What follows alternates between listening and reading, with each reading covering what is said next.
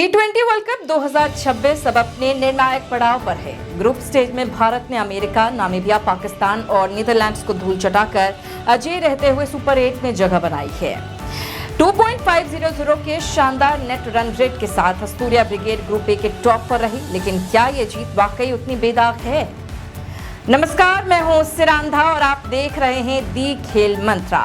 Netherlands जैसी कमजोर team के खिलाफ संघर्ष, लगातार फेल होती सलामी जोड़ी और स्पिन के सामने घुटने टेकते बल्लेबाज, क्या ये कमियां हमें सुपर 8 में भारी पड़ेंगी? आज हम बात करेंगे टीम इंडिया के प्रदर्शन की, देखेंगे सुपर 8 का पूरा कार्यक्रम और समझेंगे क्यों हमारी सलामी जोड़ी टीम के लिए सिरदर्द बन गई है। सुपर 8 में भारत को ग्रुप 1 में रखा गया है। यहाँ भारत का सामना दक्षिण अफ्रीका, वेस्ट इंडीज और ऑस्ट्रेलिया को बाहर करने वाली जायंट किलर जिम्बाब्वे से होगा। अब जानते हैं कि मैदानों का गणित क्या है और क्या है इन मैदानों पर भारत का रिकॉर्ड। सुपर 8 में भारत ग्रुप 1 में है। यहाँ हमारे साथ हैं दक्षिण अफ्रीका, वेस्ट इंडीज और ऑस्ट्रेलिया की जगह लेकर आने वाली उलटफेर की माहिर टीम जिम्बाब्वे। 22 फरवरी को डिफेंडिंग चैंपियन भारत पिछले विश्व कप के रनर अप दक्षिण अफ्रीका के खिलाफ नरेंद्र मोदी स्टेडियम अहमदाबाद में पहला मुकाबला खेलेगी। 26 फरवरी को सामने जिम्बाब्वे की टीम होगी और मैदान होगा चेन्नई का। 1 मार्च को वेस्ट इंडीज के खिलाफ सुपर 8 का आखिरी मुकाबला ऐतिहासिक ईडन गार्डन्स में होगा। अहमदाबाद जहां सामने दक्षिण अफ्रीका होगी। नरेंद्र मोदी स्टेडियम भारत का भेद किला है। यहाँ खेले 9 में से 7 T20 मैच भारत ने जीते हैं।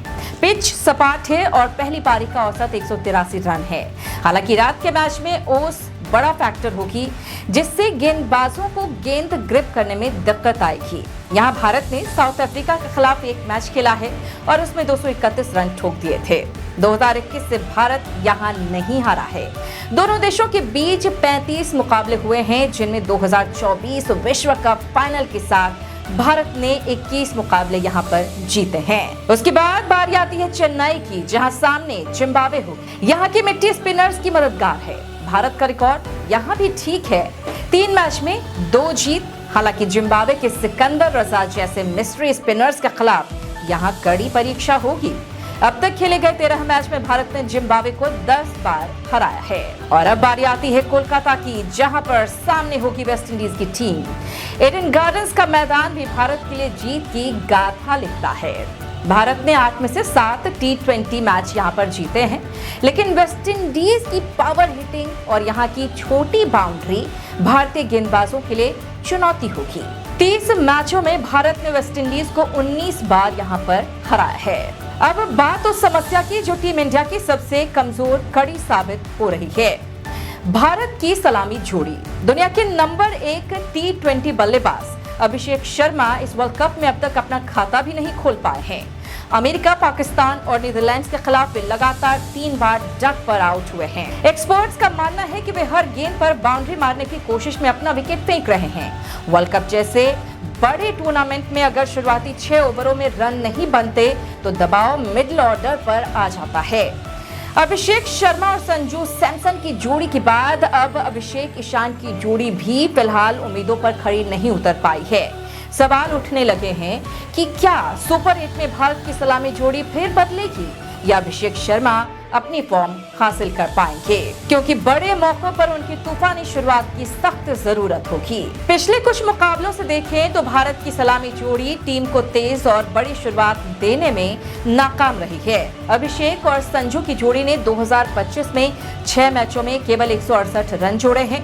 2025 की सीरीज में उनके स्कोर 41, 15, 16, 12, 21 और 63 रहे हैं। ओपनिंग के बाद तीसरे नंबर पर तिलक वर्मा भी एक कमजोर कड़ी अब तक दिखे हैं।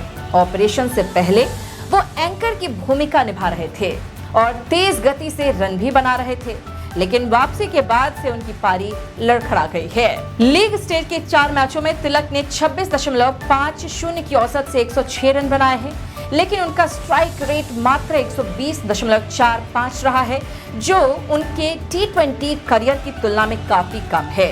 उन्होंने नीदरलैंड्स के खिलाफ 27 गेंदों में 31 रन बनाए, जो सपाट पिच के हिसाब से काफी धीमे माने गए। कप्तान सूर्य कुमार यादव और तिलक वर्मा की जोड़ी ने बीच के ओवरों में भारतीय पारी की गति को धीमा कर दिया है।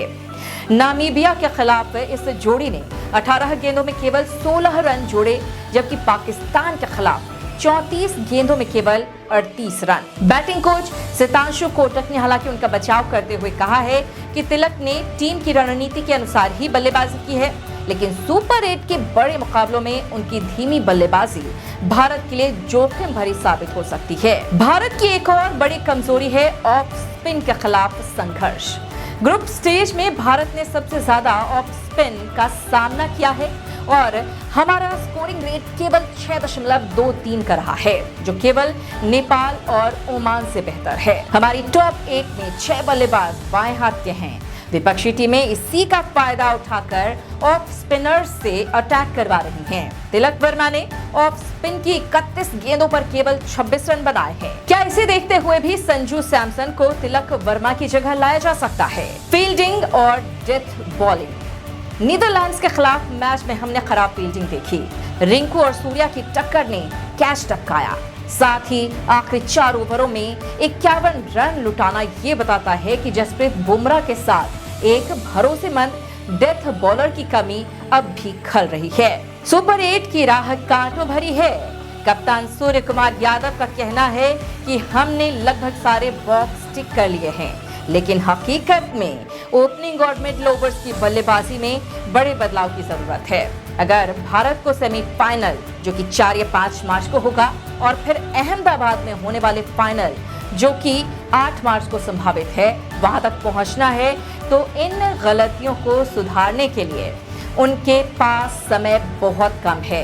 क्या टीम इंडिया इन चुनौतियों को पार कर पाएगी? आप भी बताइए, आप क्या सोचते हैं इसे लेकर? कमेंट जरूर करें और बाकी तमाम अपडेट के लिए आप देखते रहें दी खेल मंत्रा।